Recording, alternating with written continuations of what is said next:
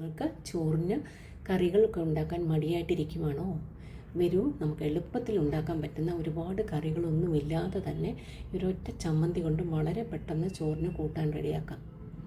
ഇന്ന് നമുക്ക് കാച്ചി പപ്പടം കൊണ്ട് ഒരു അടിപൊളി ചമ്മന്തിയാണ് ഉണ്ടാക്കാൻ പോകുന്നത്. വരൂ, ഇത് നമുക്ക് എങ്ങനെയാണ് ഉണ്ടാക്കുന്നതെന്ന് നോക്കാം. എൻ്റെ കൂട്ടുകാർ വീഡിയോ ആദ്യമായിട്ടാണ് കാണുന്നതെങ്കിൽ അല്ലെങ്കിൽ സബ്സ്ക്രൈബ് ചെയ്യാതെയാണ് കാണുന്നതെങ്കിൽ ഒന്ന് സബ്സ്ക്രൈബ് ചെയ്ത് ബെല്ലൈക്കൺ എനേബിൾ ചെയ്തിട്ട് കൂട്ടുകൂടണേ. പിന്നീട് വരുന്ന അപ്ഡേഷൻസും അടിപൊളി വെറൈറ്റി റെസിപ്പീസും എല്ലാം നിങ്ങൾക്ക് കിട്ടുന്നതിന് ഇത് ഉപകരിക്കും. ഇതിനിടയ്ക്ക് സോഷ്യൽ മീഡിയയിലൊക്കെ വൈറലായ ഒരു ഐറ്റമാണ്. എനിക്കൊന്ന് ഉണ്ടാക്കി നോക്കണം തോന്നി. ഇത് രണ്ടാമത്തെ പ്രാവശ്യമാണ്. Hi everyone, I am Seena.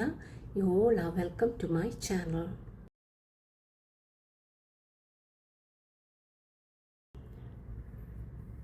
ഒരു ചമ്മന്തിക്ക് എന്തിരിക്കുന്നു ഇത്രയും പറയാനെന്നൊന്നും ആരും കരുതണ്ട കേട്ടോ.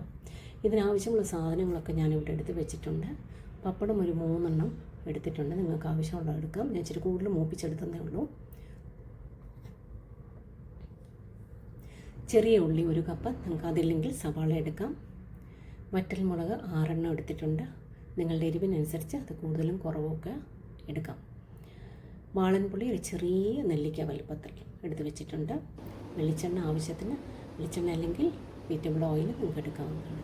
കറിവേപ്പില ആവശ്യത്തിന്, ഉപ്പ് ആവശ്യത്തിന്, വേണമെങ്കിൽ ഒരു പച്ചമുളക് കൂടി ചേർക്കാം. ഞാനിവിടെ എടുത്തിട്ടില്ല.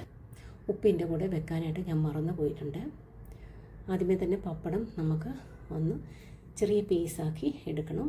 നിങ്ങൾക്ക് മുഴുവനെ വേണമെങ്കിൽ എടുക്കാം, ഒപ്പിച്ചെടുക്കാം. ഞാൻ മുഴുവനെ എടുത്തിട്ടില്ല, കാരണം ഞാൻ കഴിഞ്ഞ പ്രാവശ്യം ഉണ്ടാക്കിയപ്പോൾ ഒരുപാട് എണ്ണ എക്സസ് വന്നു. അത് നമുക്ക് റീയൂസ് ചെയ്യാനും പറ്റില്ല. ആരോഗ്യ പ്രശ്നങ്ങൾ ഒരുപാടുണ്ടാകും. അതുകൊണ്ട് ഞാൻ ഇപ്രാവശ്യം കുറച്ച് ആവശ്യത്തിന് മാത്രം എണ്ണ എടുത്തിട്ടുള്ളൂ. ആദ്യമേ സ്റ്റൗവിൽ ഒരു കടായി വെച്ച് ചൂടാകുമ്പോൾ വെളിച്ചെണ്ണ ഒഴിച്ച് പപ്പടം നമുക്കൊന്ന് കാച്ചിയെടുക്കണം. ഇവിടെ കുറച്ച് കൂടുതൽ പപ്പടം എടുത്തിട്ടുണ്ട് കേട്ടോ.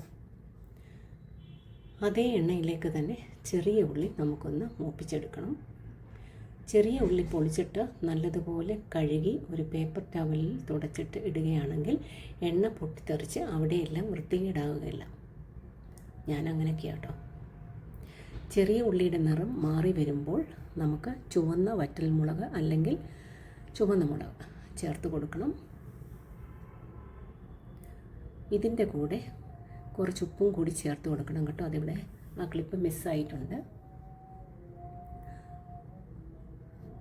കൂട്ടത്തിൽ കുറച്ച് കറിവേപ്പില കൂടി ഇട്ട് കൊടുക്കാം. ഇതിൻ്റെ കൂടെ ചെറിയൊരു നെല്ലിക്ക വലിപ്പമുള്ള ഒരു വാളൻ പുളി കൂടി ചേർക്കണം. അത് എണ്ണയിലൊന്ന് മൂപ്പിച്ചെടുത്ത് അതിൻ്റെ പച്ചമണമെല്ലാം ഒന്ന് മാറിക്കിട്ടും. അതിനനുസരിച്ച് ടേസ്റ്റും കൂടുന്നതായിരിക്കും. എല്ലാം കൂടി നമുക്കൊന്ന് മൂപ്പിച്ചെടുത്തിട്ട് ഇത് വേറൊരു പാത്രത്തിലേക്ക് കോരിയെടുക്കാം.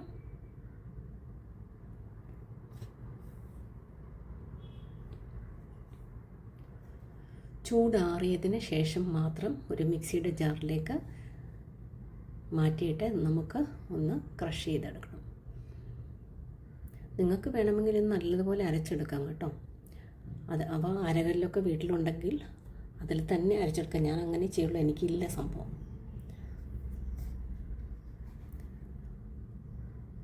അരകല്ലൊക്കെ അരച്ചെടുക്കുമ്പോൾ ഒരു പ്രത്യേക ടേസ്റ്റ് അല്ലേ ഈ സംഭവത്തിന്, ഏതാണെങ്കിലും. എല്ലാം കൂടി മിക്സിയുടെ ജാറിലേക്ക് ട്രാൻസ്ഫർ ചെയ്തിട്ട് നല്ലതുപോലെ തണുത്തതിന് ശേഷം മാത്രം അത് മിക്സിയുടെ പൾസ് മോഡിലിട്ട് ഒന്ന് ക്രഷ് ചെയ്തെടുക്കുക. നിങ്ങൾക്ക് വേണമെങ്കിൽ ഒരു ശകലം കൂടി അരച്ചെടുക്കാം. എനിക്കിതാണ് ഇഷ്ടമായിരുന്നത്, അത് കാരണം ഇങ്ങനെ എടുത്തത്. ഇതിൻ്റെ കൂടെ ചിലർ തേങ്ങ ചേർക്കാറുണ്ട്, പക്ഷേ എനിക്ക് തേങ്ങ ചേർക്കുന്നത് അത്ര താല്പര്യം തോന്നിയില്ല. അരച്ചെടുത്തിട്ട് അതൊരു പാത്രത്തിലേക്ക് ട്രാൻസ്ഫർ ചെയ്യുക. ഇതിനുശേഷം ഇതിൻ്റെ കൂടെ നമ്മൾ കാച്ചി വെച്ചിരിക്കുന്ന പപ്പടം കൂടി ചേർത്തിട്ട് ഒന്ന് കൈ കൊണ്ടൊന്ന് പൊട്ടിച്ചെടുക്കുന്നുണ്ട്. അതിൻ്റെ കൂടെ മിക്സ് ചെയ്യുക.